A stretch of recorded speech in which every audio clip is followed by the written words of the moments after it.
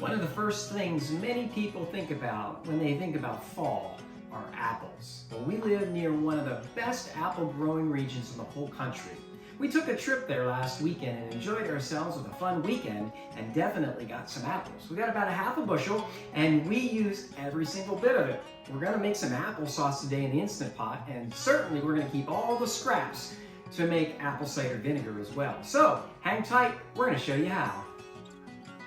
When you're making applesauce, the first thing to consider is what apples you want to use. We decided that we wanted kind of a middle flavor blend. So we mixed some super tart apples, the Granny Smith, some super sweet apples, the Honey Crisp, and then some middle apples, some middle sweet apples like the Gala apple. But you can decide whatever flavor blend you would like, that would be great for you. It's really important when you work with fruits and vegetables, always make sure to clean them before you start your project.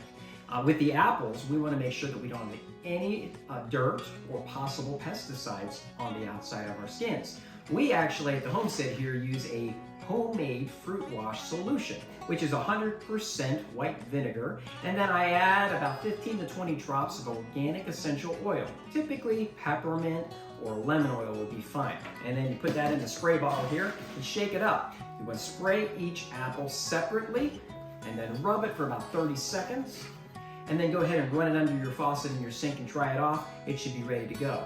Now an alternative way, especially if you have a lot of fruit at once, an alternative way to do this would be to fill a bowl with water and then spray that same solution in the water. Get a couple good squirts there and then put the apples in the solution and cover them about 3 to 5 minutes.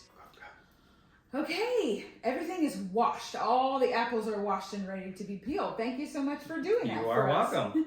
I appreciate it. So I have a peeler. I borrowed one for a while just to get an idea of whether I thought this would be worth the investment, but we have an apple tree. We make applesauce and apple cider vinegar every year, and so that really ended up being totally worth it because this goes really fast. And I'm going to give it to him, and he's going to use this tool to do the coring and the slicing. But you can do all of this manually with a knife if needed. Now Heidi's going to peel the apple, and all of these ribbons and the slices go to the side because I'm going to be doing a do-it-yourself apple cider vinegar project a little later on. So that'll be exciting for us to restock our shelves. So she'll just put that all over there like that. And she gets this nice, beautifully done apple. It takes you, what, 10 seconds probably? Real quick. I think so. Yeah.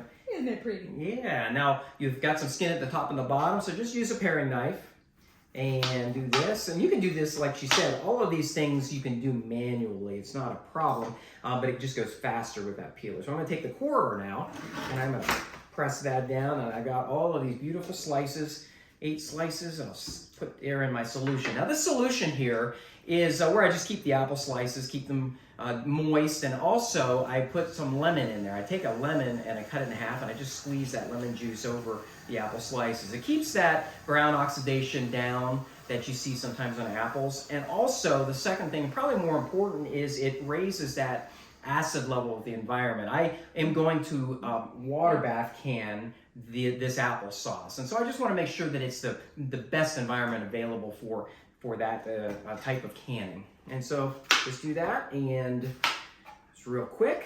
She is a little ahead of me here. Totally. Okay. I'm faster. Yes, you are. Well, I mean, that the machine helps you quite a bit. Just put that in there, and the process is just squeeze that lemon over there. And really, that's all it is. And you get all of these done, now you're ready for your Instant Pot. All right, now it's time to fill my Instant Pot. So I'm going to take my apples in my lemon water solution here and take my clean hands and just go ahead and put some handfuls in the bottom of the vessel. I only fill my vessel about 40% of the way, not to the fill line as shown here. I have a reason for that, and I'll explain that in a little bit. I also don't add any liquid to the bottom. There's plenty of water content in the apples themselves, so you don't have to go ahead and put any additional liquid in there. All right, another thing to consider is if you don't have an Instant Pot, the cooking time for the Instant Pot is 15 minutes per batch. You can do a bigger batch in a slow cooker or a crock pot. It would be a 4-hour cook time, and it would be on high. But right now, let's talk about the Instant Pot. So I'm gonna move my other apples to the side here. Let's talk about sugar. You can do different batches different ways. You can add sugar, you can go unsweetened, which is also fine because the apples have natural sugar in them. Or if you wanted to, you could do a mixture of sugar and even cinnamon. Cinnamon's great. I also have a recipe I'd like to try for Christmas applesauce, which has nutmeg and cloves in it. Now, I wouldn't suggest any more sugar than about 1/8 of a cup. I use brown sugar because it gives a nice kind of color to it, a darker color, but you can also use white sugar. And then I'm gonna, in this batch, I haven't yet this year, I'm gonna just add a little bit of cinnamon for flavoring. And again, it's to taste. There's no amount that's perfect. You can put a pinch or you can put even more. All right, so if you have an Instant Pot, you know, you put that lid on and twist it, and then close that vent right there. And then you go down here to the pressure settings. You wanna hit pressure cook. It's already on high. You want high pressure, and then you want 15 minutes. And what this will do is we'll build up pressure for a couple of minutes and then start the countdown. We'll go ahead and wait for it to cook, and we'll be back in a little bit.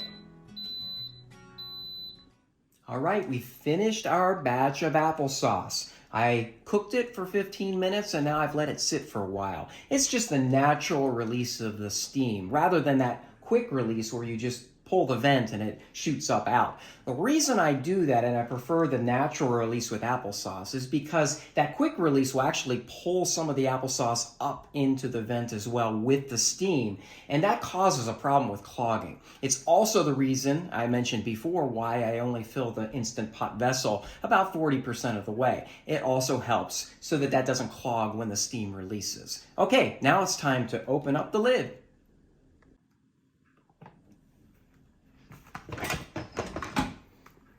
All right, let's look inside here. Steam is coming out. Now the apples, and you think they're not cooked, they're not applesauce yet, you actually have to take a spoon and stir that up. Oh, it smells so good. But you see how those what it looks like apple chunks, they're not hard. They just need to be kind of crushed down a little bit and stirred up into applesauce. Some people actually take their blender and put this in their blender if they like kind of a baby food puree texture to it. I like it a little chunkier, but I'm going to work on this and get these largest chunks down. And then we'll go ahead and pour it into the jar. Once you get your applesauce to the consistency that you desire, you go ahead and you can tip this pot out. Notice the consistency I have is a little bit chunky. Remember, this is the one that has the cinnamon and sugar in it, but you can do unsweetened, you can do cinnamon alone, you can do lots of different recipes. And I just go ahead and I have a funnel for my jars, and I easily just go ahead and pour to just above the shoulder, usually 1 inch headspace for anything that you are going to can is appropriate. I have just enough, I think, to fill this jar. Scrape that out. Just like that. These funnels are excellent, excellent. So once the jar is filled to the shoulder, you go ahead and leave it on the counter to cool for 45 minutes or so, usually to get to where it's warm, even to room temperature. What I typically do is I do batches, and I'll have 5 at a time that I'll put in our stock pot, and I will do a water bath canning session.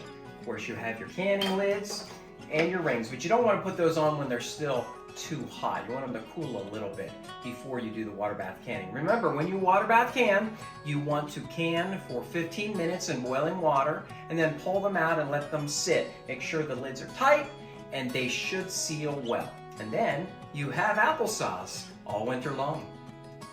Okay, I'm finishing up the last of my apples for the applesauce project, but we did want to mention that we did not cover the finer points of water bath canning in this video.